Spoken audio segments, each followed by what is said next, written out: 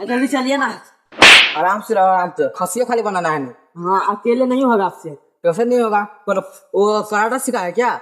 बहुत बड़ा की जरूरत है। तुम करना पकड़ लेगा तू, ठीक है चलो।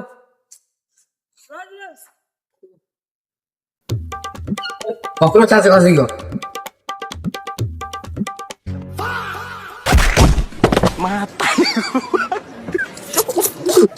मतलब वो अलग ही लेवल का बंदा था।